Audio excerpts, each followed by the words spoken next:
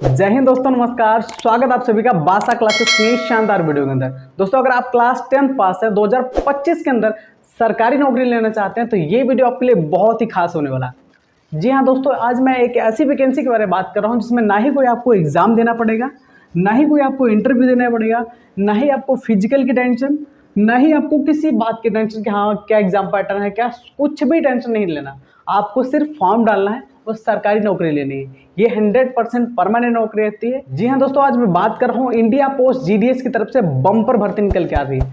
कौन कौन इसमें अप्लाई कर सकता है, क्या इसका सिलेक्शन प्रोसेस है, कैसे आप इसमें ज्वाइनिंग ले सकते हैं बिना किसी एग्जाम और इंटरव्यू के, पूरी अपडेट इस वीडियो के अंदर बताऊंगा। तो वीडियो आप लास्ट तक जरूर देखिएगा। मैं बात कर रहा हूँ इंडिया पोस्ट जीडीएस की तरफ से न्यू भर्ती 2025 के अंदर न्यू वैकेंसी निकल रही है।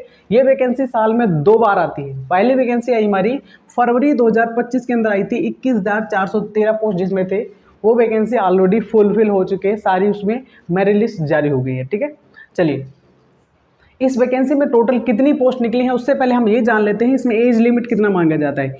एज लिमिट की हम बात करें तो 18 साल से लेकर 40 साल की अगर आपकी एज है तो आप अपने फॉर्म को अप्लाई कर सकते हैं। जनरल कैटेगरी के अंदर ओबीसी वालों को 3 साल का छूट प्लस से मिल जाएगा और SC ST वालों को 5 साल का छूट इसके अंदर आपको देखने को मिलेगा। ठीक है, क्वालिफिकेशन सिर्फ आपको मैंने बताया कि 10वीं पास है। किसी भी स्टेट से वैकेंसी है, ऑल इंडिया बोर कोई भी, यहाँ झारखंड, बिहार, पंजाब कहीं से भी आते हैं तो अगर आप क्लास 10th पास हैं तो इसमें फॉर्म आप डाल सकते हैं। ठीक है, आगे देखिएगा। अप्लाई फीस, जो आवेदन करने का जो फीस आपको लगने वाला है बहुत ही कम लगता है। जनरल, OBC, EWS वालों को सभी बच्चों को 100 रुपये का चार्ज लगेगा। अप्लाई करने की फीस, ऑनलाइन आवेदन होते हैं। ठीक है, आप करिएगा। SC ST और फीमेल, SC ST कैटेगरी और फीमेल सभी के लिए कोई चार्ज इसमें नहीं लगता है। आवेदन का कोई चार्ज इसमें नहीं लिया जाता है। ठीक है, पोस्ट कौन कौन सी, क्या पोस्ट नेम होता है, कौन कौन सी पोस्ट निकलती है इसमें देख लीजिएगा।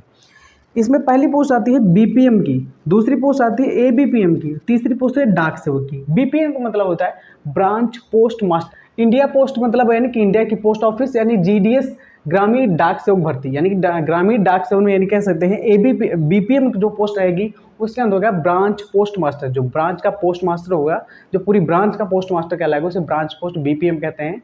ABPM के असिस्टेंट ब्रांच पोस्ट मास्टर, ऐसे जो ब्रांच पोस्ट मास्टर की छोटी पोस्ट होगी उसे ABPM कहेंगे। ठीक है, डाक सेवक आपने देखा होगा हर आपके स्टेट में कोई ना कोई डाक लेके आता है, कोई पोस्ट चिट्ठी लेके आता है, उसे हम डाक सेवक कहते हैं। वो डाक सेवक की पोस्ट होती है। ठीक है, चलिए आगे देखिएगा। आप इसमें कैसे सिलेक्शन लेते हैं बिना एग्जाम के, कैसे इसमें कोई एग्जाम नहीं कराया जाता है। सबसे पहली बात, ना ही कोई एग्जाम होता है, ना ही कोई इंटरव्यू कराया जाता है इसके अंदर। ऑल इंडिया वैकेंसी, कहीं से भी आप फॉर्म डाल सकते हैं।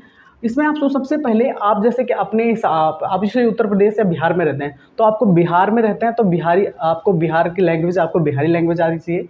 उत्तर प्रदेश में हिंदी आनी चाहिए। वैसे बिहार में भी हिंदी चलती है लेकिन पंजाब में हिंदी नहीं चलती, तो पंजाबी आपको लोकल लैंग्वेज यानी गाँव की भाषा आपको आनी चाहिए। लोकल लैंग्वेज आपको आनी चाहिए, यानी गाँव से लोकल लैंग्वेज आपको 100% आनी चाहिए। तब आप जैसे आप अपने स्टेट के से दूसरे स्टेट में फॉर्म डालना चाह रहे हैं तो आपको लोकल लैंग्वेज की ज़रूरत पड़ती है, वरना अपने स्टेट में फॉर्म डाल रहे हैं तो आप लोकल लैंग्वेज आपको पता ही है।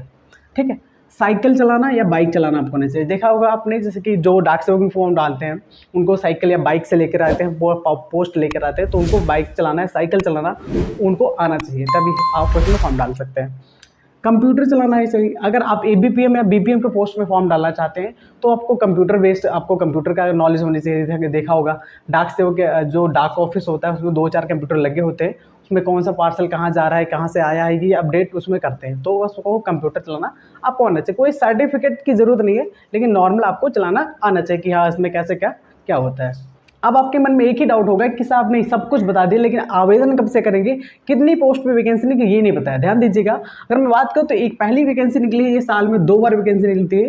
ये पहली वैकेंसी निकली थी हमारी फरवरी में कितनी पोस्ट थी, 21,413 पोस्ट वैकेंसी निकली थी फरवरी के अंदर।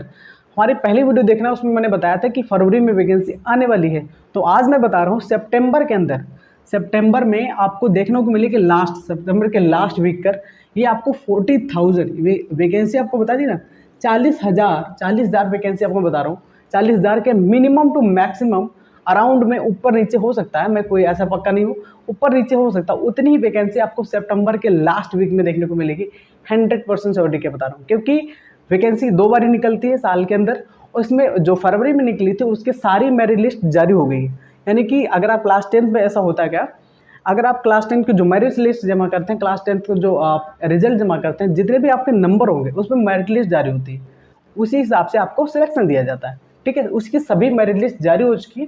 अब निकलने वाली है ये वाली वैकेंसी सितंबर के अंदर। 40,000 से पोस्ट मैंने आपको बता दी, इतनी ही पोस्ट ऊपर नीचे आपको देखने को मिल जाएगी।